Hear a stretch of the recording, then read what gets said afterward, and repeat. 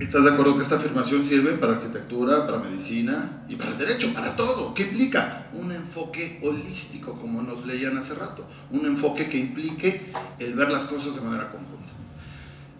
Resumen de esta primera parte de la exposición: la evaluación es una técnica que implica bases de datos, informes de campo, documentos, experiencia, con la finalidad de emitir un avalúo.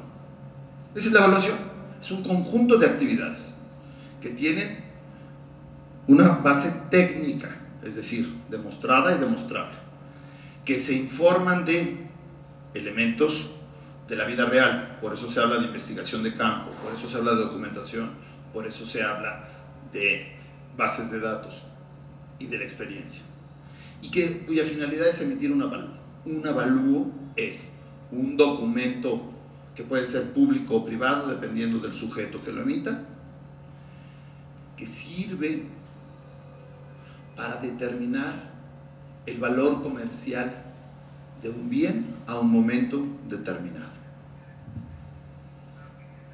Evaluación, conjunto de actividades; avalúo, resultado de ese conjunto de actividades. Tres enfoques que servirán para hacer ese avalúo: enfoque de costos, cuánto tenemos que invertir para producir ese bien; enfoque de ingresos o capitalización, cuánto vamos a obtener de utilidad; enfoque de mercado o comparativo, en cuánto se están vendiendo bienes semejantes, bienes similares.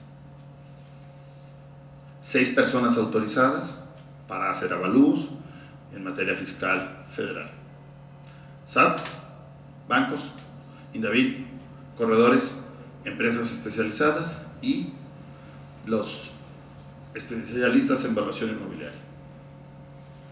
Querido Lalo. Gracias, Salomón. Seguramente no estarás de acuerdo con lo que voy a comentar, pero me interesa saber por qué no.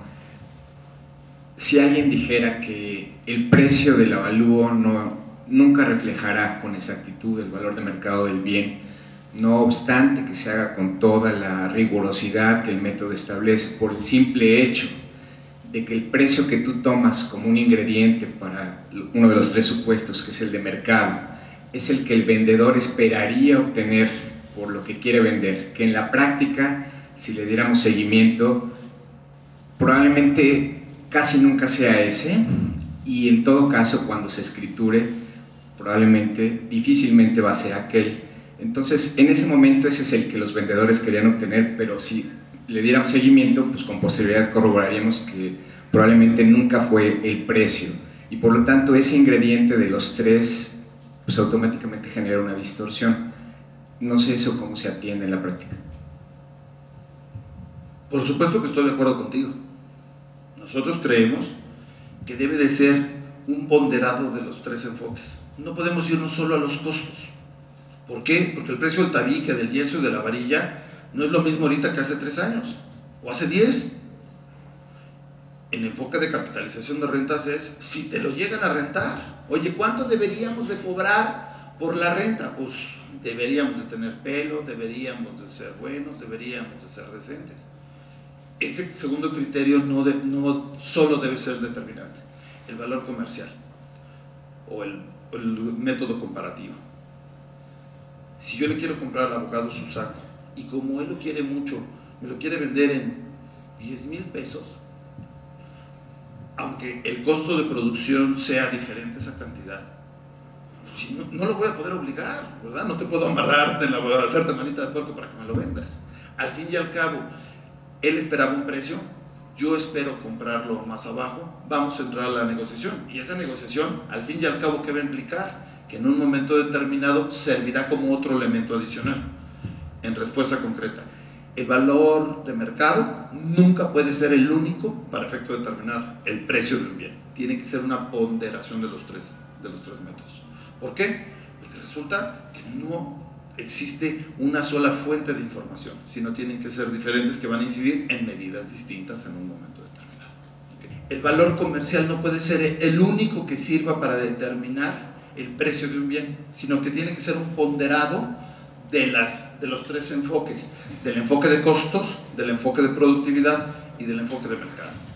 Esta es la razón por la cual esta norma mexicana de evaluación, publicada el 13 de septiembre del 2007, habla de estos enfoques, que nos dice que en un momento el de mercado es el que se fundamenta en el examen de datos de ofertas, transacciones o comportamientos de mercado. Y aquí tiene mucha importancia lo que tú bien nos decías, Lalo. ¿Por qué? Porque vemos en los anuncios clasificados, por ejemplo, o en metros cúbicos, una página electrónica que habla al respecto, pues que todo el mundo quiere vender carísimo. Y entonces esto que provoca, te manda los precios hasta arriba. Cuando haces esa investigación de campo, tienes que ver también la contra. Oye, pues qué bueno que quieran vender en 10, hay que ver cuánto es lo que está dispuesta la gente a pagar por esa determinada cantidad. Y por eso es que el método de costos nos va a ayudar en un momento determinado. Para estos efectos, tenemos que este método de costos implica lo que implica la cantidad de numerario que hay que invertir para producir un bien. Gracias. Y en esta obra que se llama Costos y Tiempo de Edificación de Suárez Salazar se establece la definición de los costos y una clasificación de costos indirectos y directos, y señala que la contabilidad en general acepta y señala como integrantes del costo indirecto aquellos gastos que no pueden tener aplicación a un producto determinado, mientras que el costo directo son aquellos que sí tienen aplicación a un producto determinado, y después divide los costos indirectos y directos, los primeros en costos indirectos de operación y de obra, y directos preliminares y finales. Muchas gracias. ¿Cuánto nos costaría una licencia de construcción, una licencia de demolición de una construcción? Los derechos correspondientes en los términos del Código Financiero, una cantidad de máximo 13,000 pesos. Oye, pero ¿cuánto nos cuesta el no tener esa licencia y que nos vayan a suspender la obra? Ay, caray, pues una cantidad importante. Por eso es que el enfoque de costos también es útil y también se debe de considerar. ¿Por qué? Porque no es lo mismo que tengamos un mármol del tipo San Pablo, que es uno de buena calidad, no el mejor, pero es uno de buena calidad, en un formato de 20 por 20 las losetas, a de 40 por 40. El tamaño automáticamente implica una variación en el costo. Mientras más grande es el tamaño, pues más costoso es, porque se necesitan piezas más especiales. En cambio, si es de 20 por 20, hasta pedacería pudiera salir en un momento determinado. Y esto provoca que cuando se vaya a tener un avalúo, vamos a tener una serie de conceptos que nos van a ayudar, como son valor neto de reposición y valor de reposición nuevo. Sus siglas son muy parecidas, valor neto de reposición BNR o valor de reposición nuevo BRN. ¿Por qué es importante que los abogados conozcamos esta diferencia? Porque en muchas ocasiones, cuando nos pasan avalúos los clientes, nos dicen, no, es que mi casa vale 10. ¿Por qué? Porque están considerando el valor de reposición nuevo. ¿Cuánto costaría hacer ahorita esa obra? O en su caso, oye, lo mandan abajo para pagar los menos posibles contribuciones. Es que valor neto de reposición, no hombre, ya está depreciado, ya está muy raspadito. Así entonces tenemos que estos conceptos son los siguientes, por favor. Costo. Es el capital, trabajo o tiempo que se invierte para generar un bien. Valor.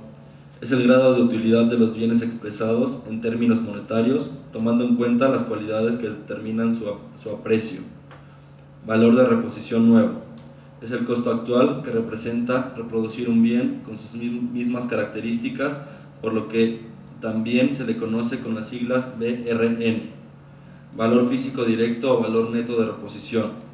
Es el valor actual de un bien, considerando su depreciación por antigüedad, estado de conservación, funcionalidad, calidad del proyecto y grado de obsolescencia, por lo que también se le conoce con las siglas BNR. Valor de capitalización.